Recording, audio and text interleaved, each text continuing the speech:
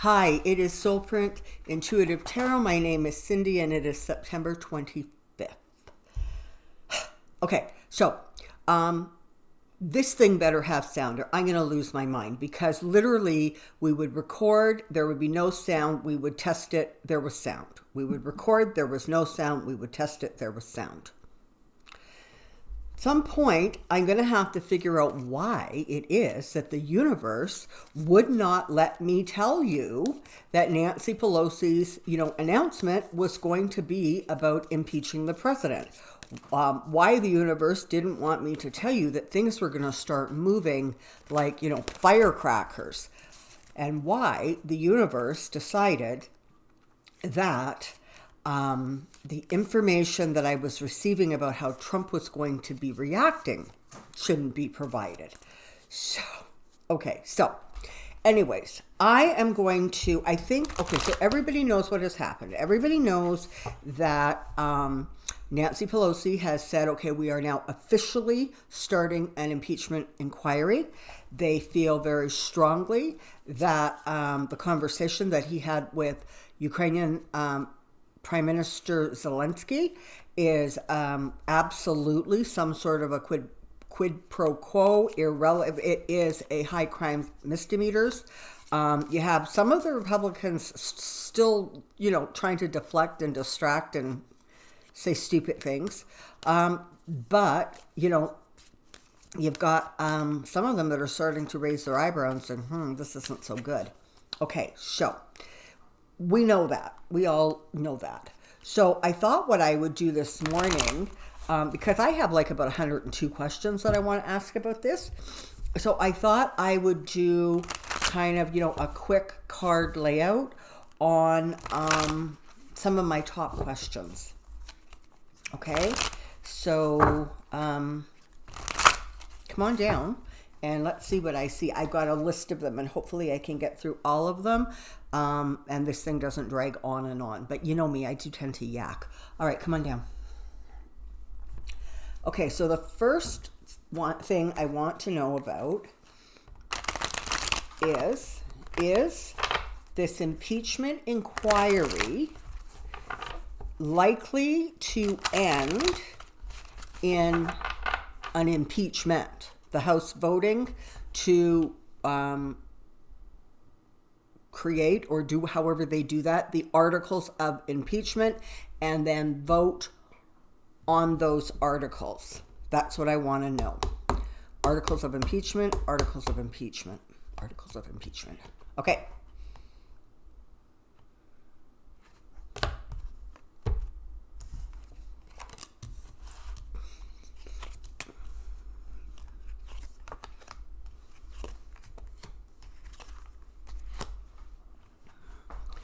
The White House is going to get hit and be sort of brought down in this case by, the truth.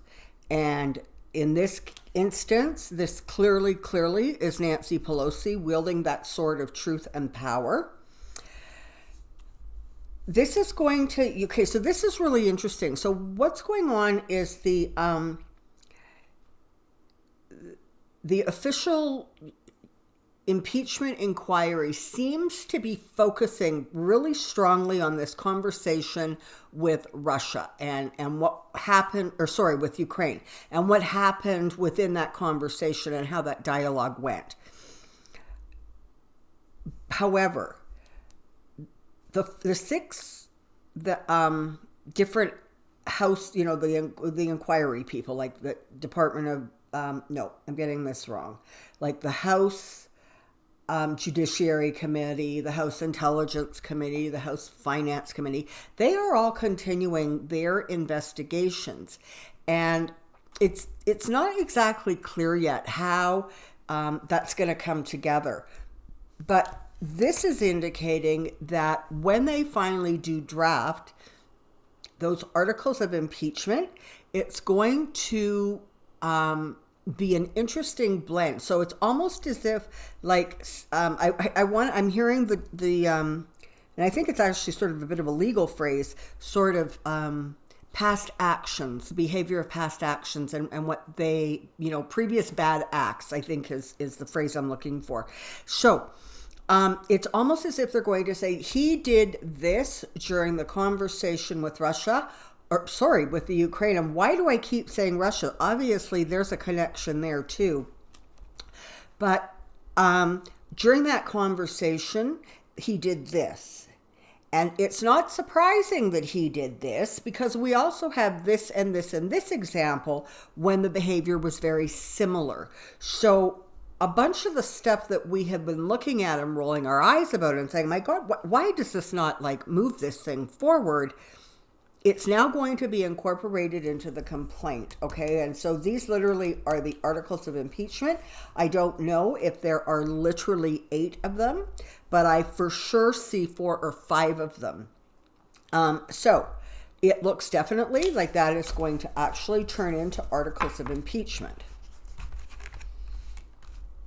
So the next obvious question is, if it gets to the Senate, will the Senate actually start impeachment hearings? Because they are sort of the judge and jury at that point, right? It goes from the House to the Senate. So what is the Senate going to do? And honestly, we may not know that yet, but we're going to see. Outcome of Senate, outcome of Senate, outcome of Senate.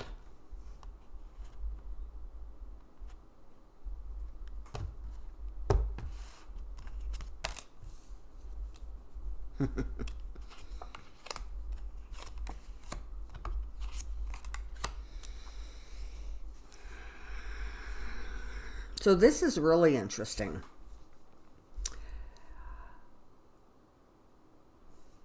There are going to be some who hang on to the point of stupidity in terms of defending this president. I am thinking literally of the Matt Gaetz, of the Lindsey Grahams, those people who will just say whatever to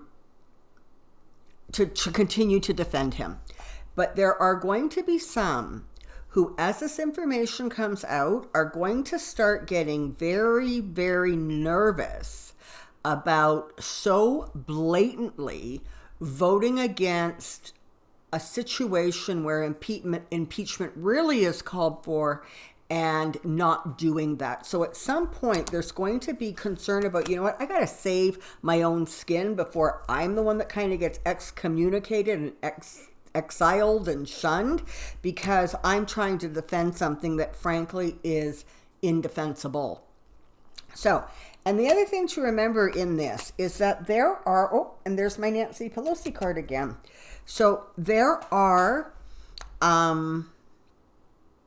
a bunch of Republicans who are mysteriously retiring all of a sudden, a whole bunch of them who are not interested in continuing. They're not going to run again in 2020, frankly, because, Trump has made it very difficult for people with even a modicum of integrity to,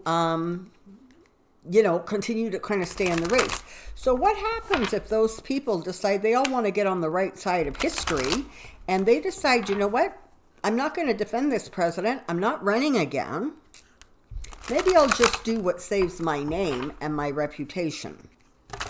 What happens if even some of those Republicans start supporting the House or the Senate? You end up with a bipartisan situation which carries a great deal more weight, and it also draws in at least a small percentage of those Fox News Republican / evangelicals who believe only what Fox News says.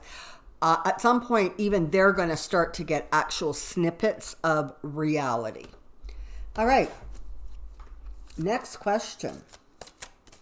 So we know and people are calling it a transcript, and that's not accurate of the phone call. It was sort of more of a memorandum, a memo, some rough notes. And some of it has not actually, I think, has not completely been released. So that's interesting. So how does the Director of National Intelligence, who's supposed to be testifying on Thursday, how does he explain what exactly went on and why he is not doing what the law requires him to do, which is hand over the whistleblower's report to the House within 7 days or whatever it is, and why this sort of thing ended up in the Department of Justice, and people were deciding it wasn't a criminal matter, and so it didn't count, except high crimes and misdemeanors don't have to be a criminal matter. So like it took this bizarre little detour. So let's just check in on the DNI testimony, what that's going to look like. DNI testimony, DNI testimony.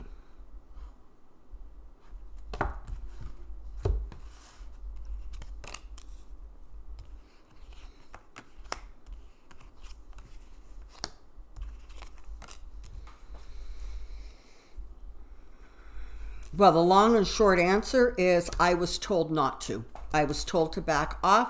I am simply following the orders of my superiors. And I am aware that by doing that, I have perhaps not acted the way that was appropriate. Perhaps I have sort of left some exposure for myself, but I was simply doing as I was commanded, which was to not release the report. So that's his story. Is he actually going to get up there and actually testify? Yeah, I think he's going to show up. I think he's going to be very, very careful about what he says. He's going to be mindful of the fact that after the testimony is over, he still has to go back and work under Trump as, the Director of National Intelligence. He still has a job under Trump. So he's going to be very stingy with his information. He's going to be very careful about what he does or does not say. But in the end, I think what you're going to see is that he spills more than he thinks he is, if you get what I mean. And that, honestly, that does seem to be kind of the thing about the people around Trump, even ones who, you would think are like smarter. So I'm putting them, in a category above the Giulianis and the Lewandowskis. But even they somehow seem to get caught, flat-footed, saying stuff that they probably didn't really mean or want to say. So let's I want to take a look at the Barr Giuliani thing. So from the memo of the transcript of the call, we know that basically Trump asked Zelensky to open an investigation or continue an investigation or do an investigation on Joe Biden and Joe's son Hunter. And he then said, and I want you to work with my director of my DOJ man, Barr, and I want you to work with Giuliani. So, Giuliani's still on television, still stupid enough to keep talking, and he's now saying things like, he's my client, I'm his private attorney, I was defending him, that's what I do. Well, okay, except is the fact that he is a private attorney or, defense attorney for Trump and has stuck his nose into government business, does that mean like, he's actually covered and he can actually claim executive privilege? I don't quite know about that. So let's look at Barr and Giuliani. Okay, so Barr and Giuliani, Barr and Giuliani, Barr and Giuliani.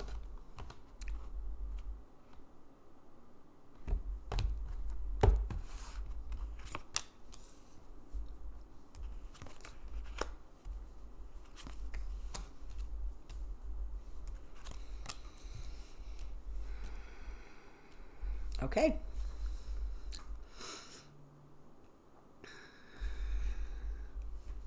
Pompeo,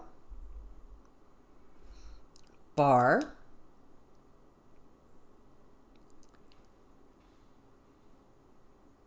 Giuliani. They're all in really big trouble. I would not be surprised if by the time this impeachment situation is rolling with Donald Trump, that William Barr and Pompeo are also in trouble. And Giuliani is not going to be able to quite pull himself out from under this. He is going to go down in flames, but he will go down protecting Trump. It doesn't matter. He will spout nonsense. He doesn't care if he looks like a complete idiot in front of the world. With his last breath, he is going to be defending Trump because he sees Trump as the only way that he has of staying relevant. And that's his drug of choice. He needs to be relevant. Even if I guess he looks stupid being relevant. But, you know, hey, everybody has their goals in life, I guess. So I have kind of an interesting energy impressions that I've been getting. And I just want to check in and see what the cards have to tell me about this. So the last little while, okay, for the last several months, when I see McConnell, and I've talked to you about the fact that, you know, I look at McConnell and I see this dark energy around him, et cetera, et cetera. But one of the other things that I've started to really, really notice is every time he stands up in front of that bank of microphones and says, I'm not taking anything to the president unless I know the president's going to sign it. So this is actually part of what I think is going on. I think in December, when Trump said that he was going to sign that budget, and Mitch McConnell announced that he was going to sign that budget, and then Trump backed out and didn't sign that budget, and then threw the government into a shutdown, it was as if in Giuliani, he was like, in McConnell, it was as if something like tripped in him. I want to take a look. So Mitch McConnell. And I'll tell you why, because I'm starting to think that every time he makes that statement, it's a little bit of revenge against Trump for embarrassing him. I don't like Mitch McConnell. I don't know that he has any redeeming qualities. I've not been shy about saying that, but he's not stupid. And on some level, he would have to know that Trump's days are numbered. They have gotten everything out of Trump that they are going to be able to get out of him, especially as more and more of this stuff keeps coming out. And I think every time Mitch McConnell just dug his heels in and says, I'm not doing it, I don't care. It was a way of him literally saying, screw you, Trump. You embarrassed me once. I'm not going to give you the chance to embarrass me again. And frankly, if you don't get nothing done on your watch, it's going to look bad on you. Because I can always spin it. I at least have some political savvy. So that I think is actually part of what has been going on. It's part of what I actually think is the strategy for McConnell. There is this sense of, I have control. I will control. I can manipulate you because you're stupid, and I can put you in a position where either you make hard, determined decisions and then back out and look really stupid, or I just don't do anything to help advance your cause. It's an interesting thought, and I'm seeing that that is not outside of the realm, because it was like, in some ways, Mitch McConnell was as dangerous an adversary to Trump as Pelosi is. But Trump didn't see it. He thought he was the one doing the manipulating. Meanwhile, he was getting played for the fool he is, because nothing is moving ahead. Nothing. Which means Trump doesn't have any kind of wins to talk about now, does he? They got what they wanted out of him. They got that budget crammed through. They took a really good kick at trying to destroy the healthcare, the Obamacare thing. And they got judges coming out of the wazoo who are conservative, and they've been thrown into every single judiciary level that they could find. So, and it's not, don't make any mistakes. It's not like McConnell doesn't have stuff to hide. It's not like he isn't dirty. Yep, that's all there. He's also going to be in a position of trying to defending himself. But it was very interesting that yesterday there was that bipartisan vote in the Senate, or whatever the actual legal term was, where they came out in a completely bipartisan, unanimous way to support the release of the whistleblower's report. McConnell could have stopped that, but he didn't. And that's interesting to me. So let's keep our eyes on McConnell and just see exactly kind of what he is out there saying and doing. There's definitely is either not a lot of support coming from the Republicans, or very, very low-key support, except for the Gates and the, Grahams, who are, literally dumb and dumber. Okay. Let's take a look at Pelosi.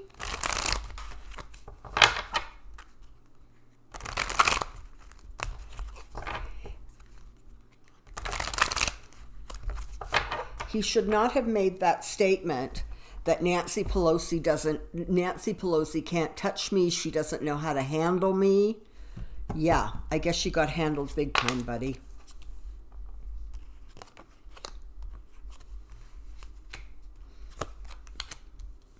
Yep. Her entire focus is bringing him down. I'm sorry. She has done exactly what she did, the way she did it, and all the readers kept saying this. Yeah, it's really frustrating, but there's a strategy. There's something going on behind the scenes that we're not privy to, and now we understand very clearly. This is the thing, and we're going to use these two cards to explain it. So with the Mueller report, you ended up with all of these pieces. And if you were strong enough to get through 1,000+ pages of the Mueller report, you saw that there were, 270 contacts with the Russians, and there was, this happened, and this was obstruction, and it happened this many times. But it became unwieldy, right? Like, it's almost like there was so much information coming at you, you couldn't quite, bring it all down. This situation with Ukraine and Zelensky is razor sharp. So what they were doing, literally in some ways, is they were hoping and praying that something would come out where they would be able to shine a very focused light on the actual behaviors that were going on. And then, as I said, I think at the beginning of this, incorporating the things that they've already been investigating as sort of proof of like prior bad acts. Like, this isn't so unusual that he would do this because he did this and this. They now have become untrapped, because they really were trapped. They didn't kind of have enough to move forward, and they were getting pressure to move forward, but they knew if they presented the stuff and tried to put the Mueller report information back out again, it was going to get muddled, because frankly there was too much of it, and there was not a lot of definitives, right? Because Mueller was leaving that up to the House, and so they were trapped. And now promise is shining. It's moving forward. Secrets are going to come out, and she is powerful, and her committees have now assumed their full power, and they are going ahead. There's going to be a lot of communications going on. There's going to be a lot of emotional responses sort of to the actual behavior that Trump engaged in. And she is now in a place where she has support broadly for going ahead. So she feels that those districts that she was concerned about are strengthened now. And before I started recording this, it was 211 members had joined in the thing for the impeachment thing to go on, and they need 218. So they're, and that was like, I don't know, like an hour ago. So God only knows how the numbers have climbed since. So she's now got the momentum behind her. She has the energy behind her. She has the emotions behind her, and she did it and still managed to secure those places that she was feeling were a little wobbly. Those, of course, are the districts that were red and went blue in 2018, because that was the mandate that set this in motion. That was where the people said, enough is enough. Stop this guy. There comes truth, and there comes the bad acts. Okay, so there's going to be a lot coming out, and it's going to be coming out quite quickly, but it's going to be coming out kind of with laser focus. Like, you're going to kind of hear those same phrases over and over and over again, because frankly, at this point, they are now trying to drill a message into the American people's heads about high crimes and misdemeanors, a quid pro quo, trying to get Ukraine to do what Trump wanted. It's going to become very, very laser focused. Okay, let's talk about the whistleblowers report, and then I think I'm going to wrap this up because I'm going on and on. But I thought that this was sort of be the easiest way to hit a bunch of questions, to just make sure that as much got answered as I possibly could answer. So let's take a look at the whistleblowers report. Whistleblower report, whistleblower report, whistleblower report.